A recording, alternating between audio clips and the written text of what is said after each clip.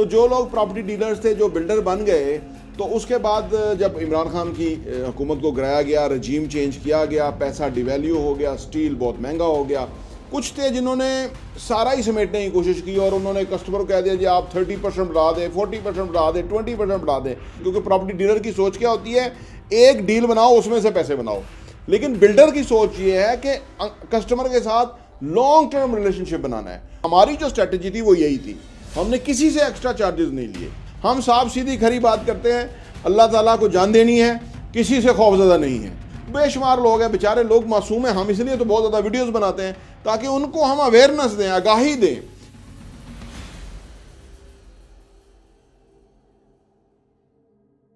अस्सलाम वालेकुम रहमतुल्लाहि व बरकातहू। मेरा नाम अहमद अकील है, आप देख रहे हैं प्रॉपर्टी विजन टीवी। 2020 से ऑनवर्ड जब इमरान खान साहब की हुकूमत थी तो फिर उन्होंने टैक्स एमनेस्टी दी, वर्टिकल बिल्डिंग का रवाज दिया, और वो लोग के जो प्रॉपर्टी डीलर्स थे दे बिकम द बिल्डर्स, क्योंकि उनको समझ आई कि इस वक्त उन्होंने इंसेंटिव भी दे दिया, टैक्स के अंदर भी फिक्स टैक्स रजीम लेकर के आए और लोगों को कहा कि आप पैसा इन्वेस्ट करें, अगर 2 साल के अंदर अंदर आप ग्रे स्ट्रक्चर मुकम्मल कर लेते हैं, सर्टन लेवल पे पहुंच जाते हैं, तो आपको टैक्स की एमनेस्टी मिलेगी।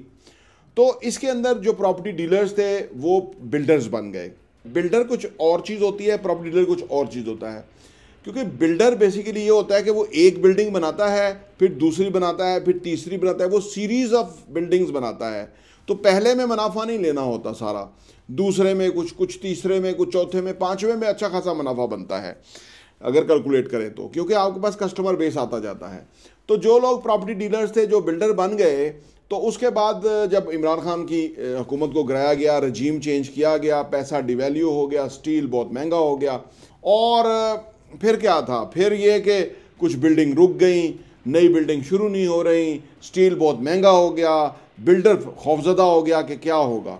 लेकिन इस सिनेरियो में 2 तरह के लोग सामने आए।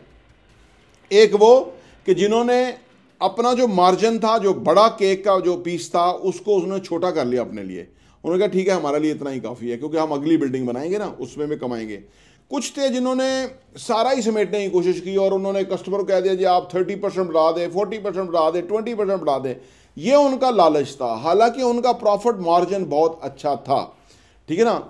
और उसमें से अगर थोड़ी कमी हो जाए, फर्ज करें उनका मार्जिन था 50%, तो उसमें से अगर 20% लेस हो गया, 30% उनका मार्जिन तो वहां रहा ना। ये एक 2 तरह के लोग सामने आ गए। वो जो टिपिकल प्रॉपर्टी डीलर थे, जो सिर्फ अपना फायदा उसी वक्त का सोचते थे, क्योंकि प्रॉपर्टी डीलर की सोच क्या होती है, एक डील बनाओ उसमें से पैसे बनाओ।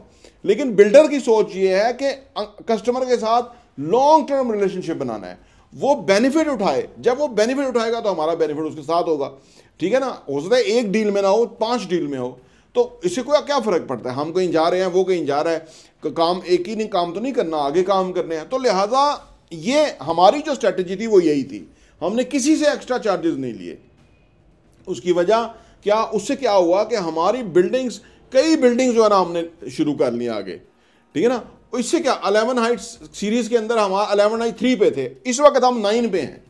ये इसलिए हुआ कि हमने लोगों के साथ कोई उनको एक्स्ट्रा चार्जेस की नहीं वो कही, क्योंकि हमारा मार्जिन मौजूद था, और फिर हमारा मार्जिन अल्हम्दुलिल्लाह अदर बिल्डिंग्स के अंदर भी वो बढ़ा।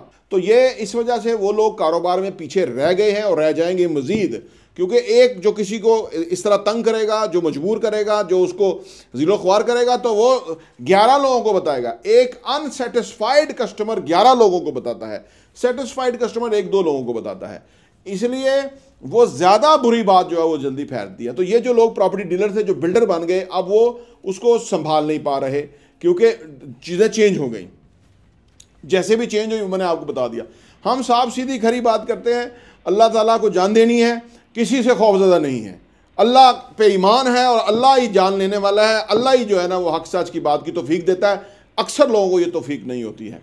तो ये तो मैंने आपको सारी चीज़ खोल के बता दी कि वो नियतन जो है वो लोग ऐसे थे कि जो लोगों को एक्स्ट्रा चार्जेस ले रहे हैं और उनको तंग कर रहे हैं, और अपना उनको पता है कि वो आगे कुछ कर नहीं सकते। क्योंकि देखें, जब भी आपको कोई बेजा तंग करे, उसके साथ आप मामला निपटाएं, उसके साथ चले ना।